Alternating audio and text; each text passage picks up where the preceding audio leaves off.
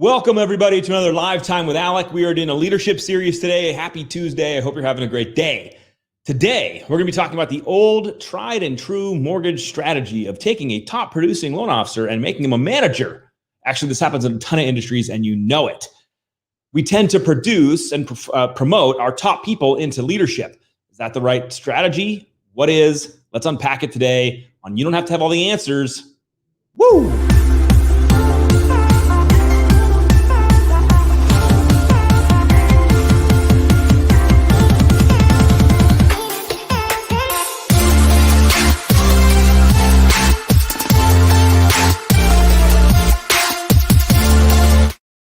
What's up, my friends? Thanks for joining me in the Batcave. First LiveTime episode in the Batcave. We're having a bunch of fun. Thank you guys. If you're popping in right now and joining, please hit me up with a hello, what's up, hashtag bypassed. If you're watching this in the future, I appreciate you guys. Today, it's a fun leadership topic about you have to have all the answers. And first, I want to frame this up with kind of the age-old story in the mortgage industry, which is if you become a top performing loan officer, a great recruiting strategy is for another company to call you and be like, hey, what's up? Oh man, you're a top performer. You should be a branch manager over here. In fact, this strategy has been used since I was in the game in the beginning of 2003 and 4, where when I was at Countrywide, and the strategy was go find top performers from the companies and be like, hey, bro, you want to be a branch manager? And recruit people over here. So my question for anybody that's watching, whether you're in the mortgage industry or not, do you resonate with this? Is it true that a lot of industries take top performers and they assume, hey, because you're a top performer, you're destined for great things, destined for leadership, and they promote top performers into leadership and management?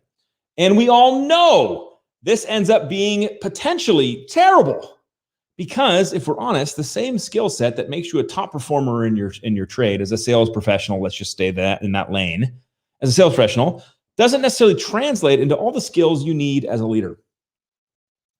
But as you look at our industry and others, you notice that a lot of people end up being in leadership who ended up having tremendously successful sales careers. And there's a value to that because the ability to look down on your teammates and be like, not look down, but like to look with your teammates and be like, hey, I've been there. Hey, I know what you're going through. Hey, here's how I handled that situation myself in a previous life. All of this stuff is translatable. It makes you relatable. In fact, I'll flip the coin a little bit here. I know a lot of you would agree that you would like to work with mortgage professionals, mortgage leadership that's walked a day in your shoes. Is that a fair comment? I think it resonates with a lot of people. Hey, I've worked at many banks, and I shouldn't say many. I've worked at a few banks, and in my career at these banks, inevitably, when I got with a senior leader who had never spent a day in my shoes, who had never walked on the streets on a weekend, who had never tried to got kicked in the face by a realtor prospecting, tried to tell me how to do my job, I was a little bit like, bro, don't bro me, you don't know me.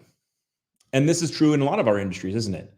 You want to work for somebody that you know has done the job that you respect.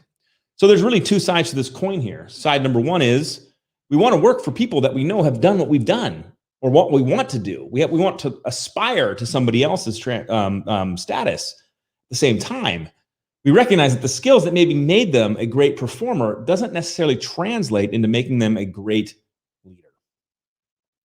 So here's my encouragement for you today as we kind of unpack this question and we look at it from a leadership perspective. You always have to challenge yourself. On one hand, I believe there's still transferable skills. I think that a great performer and the things that make them a great performer can make them a great leader. Things like consistency, things like hard work, things like effort, things that show up well and translate. Great leaders are very effortful, hardworking people, for sure, because they inspire the team around them. So I do think there's some translatable skills. But at the same time, I recognize that they don't always translate. Things like empathy, things like becoming a good listener, things like seeing something from somebody else's perspective and being able to coach and mentor through that when maybe you never had to deal with that personally in your life.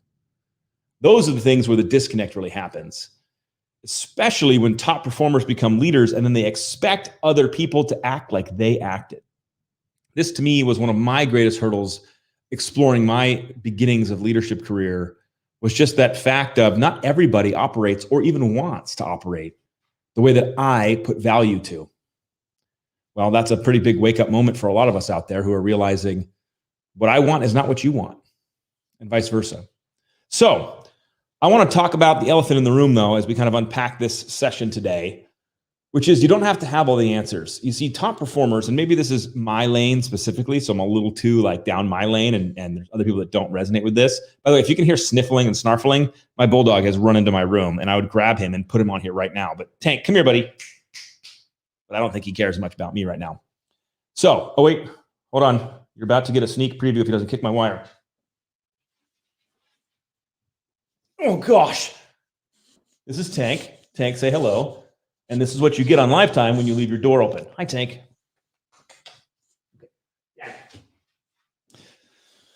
Leave the door open in the bat cave and you get a dog in your room. Okay, sorry. You have to do that. I don't know why. If you have a dog come in, you have to pick him up. Back to my comment. Often, the things you expect of others as a leader, if you were a top performer, are not things that they necessarily want. And so navigating that becomes very, very difficult. But here's a really important question. What happens when you as a top performer, hi Tank, yeah, he's the best. What happens when you as a top performer are working now in a leadership capacity? Number one, you have to stop expecting everybody to be like you. They shouldn't be like you. They should be like themselves. I think that sounds self-evident, but it's just someone needs to hear that. Secondly, you as a leader, this is one of my favorite things that Brian Covey does that I've taken a page from his book and done my best to emulate it. You don't have to have all the answers. And this is very hard for someone like me who's used to having all the answers because as a top performer, I felt like I had all the answers. In fact, in my early days of leadership at the branch level, when I would say to people like, hey, you want to be a top performer? I'll show you exactly what to do.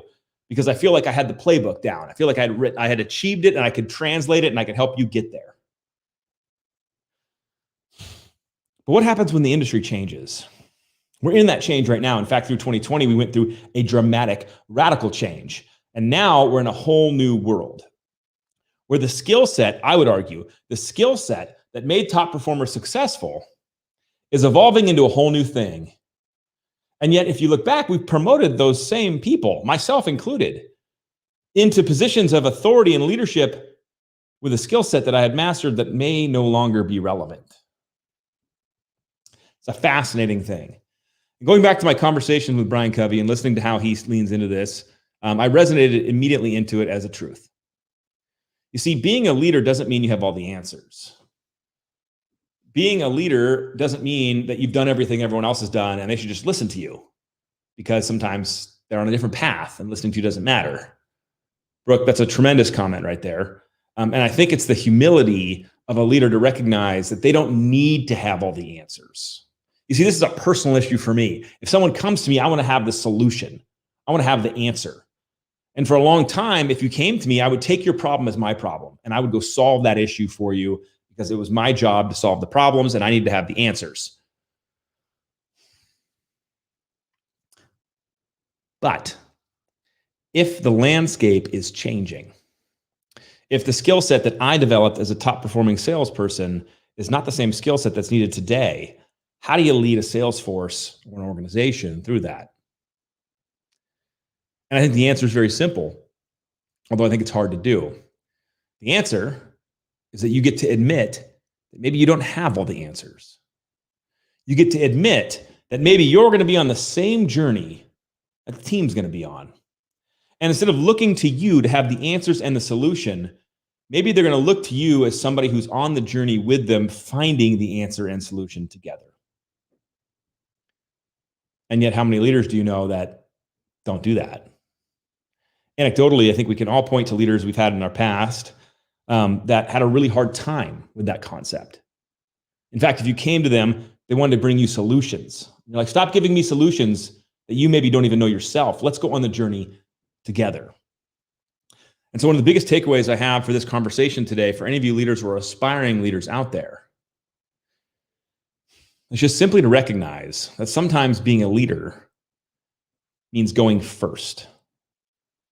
Sometimes being a leader means you don't have the answer, but you're going to go and figure it out together. I'm going to use video marketing as an example. An easy one for me.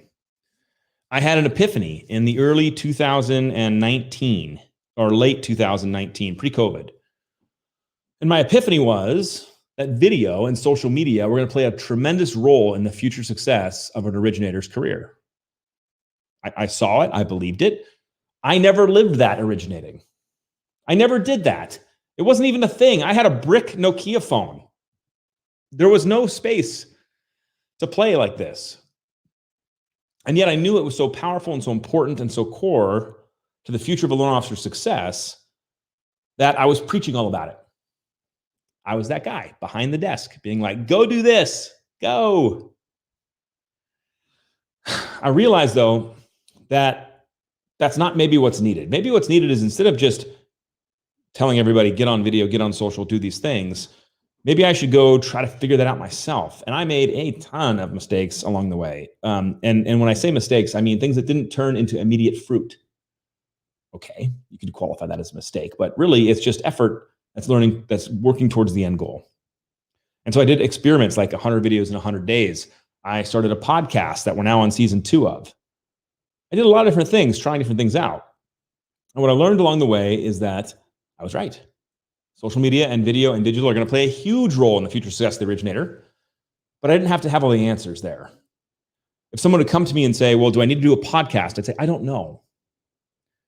Here's what a podcast can do. Here's what it's doing for me. Here's the learnings I'm having. Should you do one? I can't answer that for you. I don't have that answer anymore.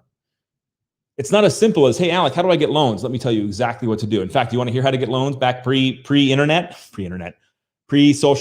It was a simple equation. Take the top 100 agents in your market. Use MTA or any resource you got. Get the top 100 agents, put them in your ACT database. And I said ACT, yes, put them in ACT database. Mail them something physical every single month to their office.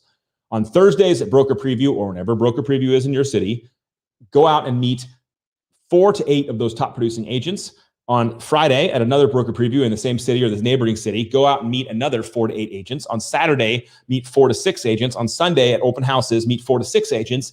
Monday, send them all thank you cards, put more people in your database if you met agents you hadn't met before, and call for appointments.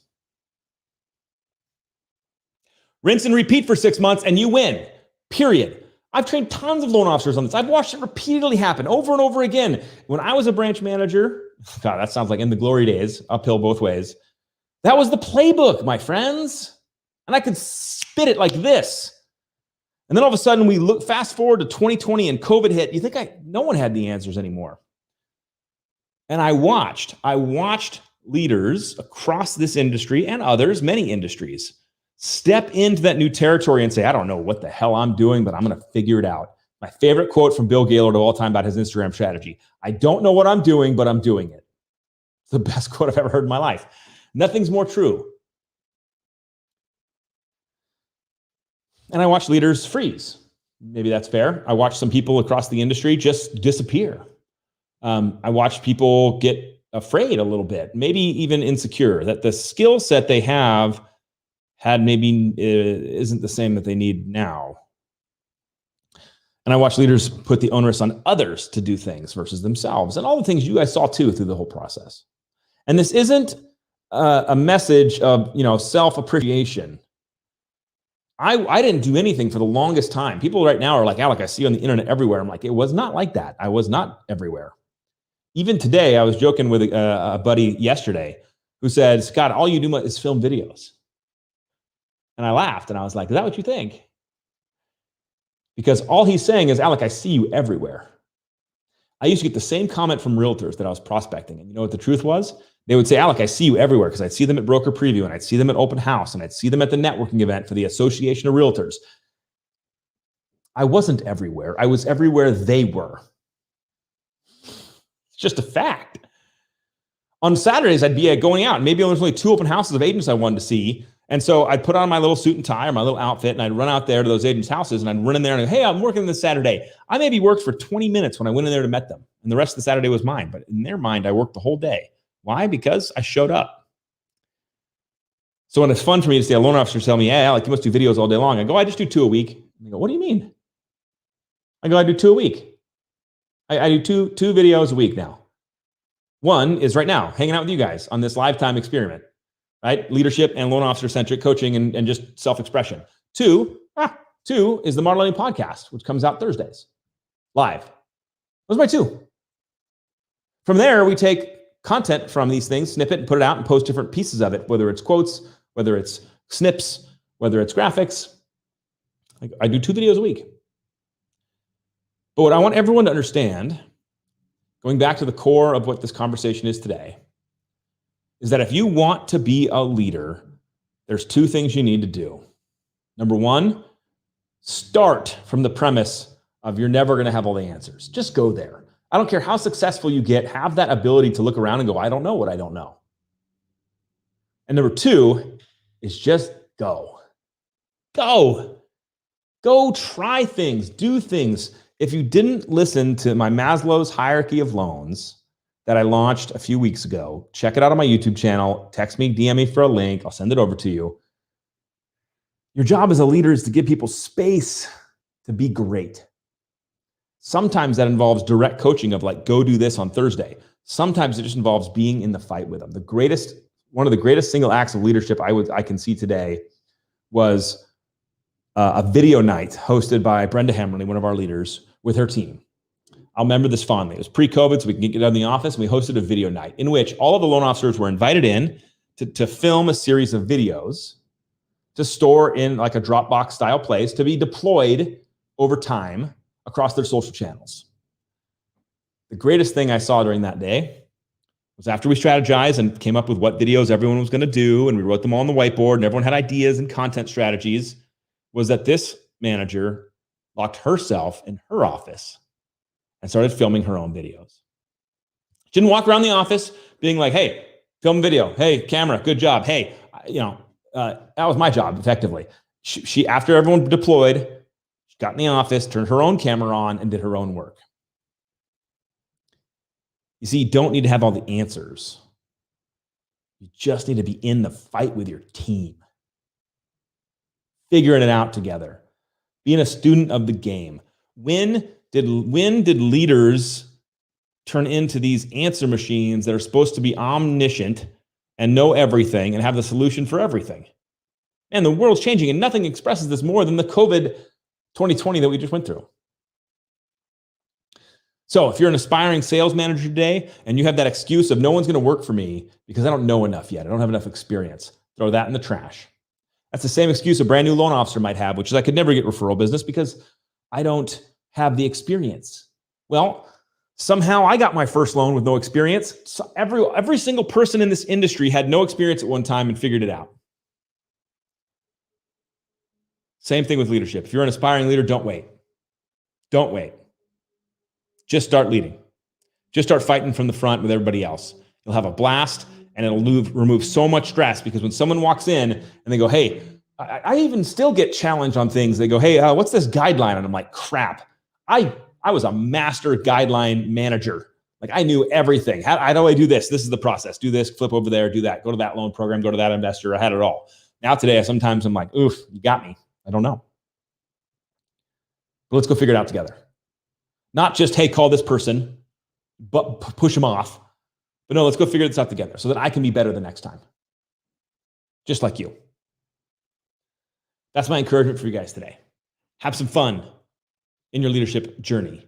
Realize the best thing you can do is not know everything. Oh, dude, Leslie, good to see you. I think you just had a birthday too. Isn't it your birthday like today or tomorrow? I saw it on the notification, so happy birthday. I'm not wrong. But I appreciate you guys hanging out today. Please take this to heart. It's one of the things that I'm living with right now that's absolutely helping me become a better leader. Just knowing, hey, I don't need to have all the answers to be in the fight. And by being in the fight, by the way, guess what you get? The answers. You get the answers. And then you can lead from that position of expertise. And then in the future, when things change again, go back into the beginning and be like, I don't know what I'm doing here now, but I'm going to learn. I'm going to play. I'm going to have some fun. Appreciate you guys. Have a wonderful day. See you all on the internet. Peace.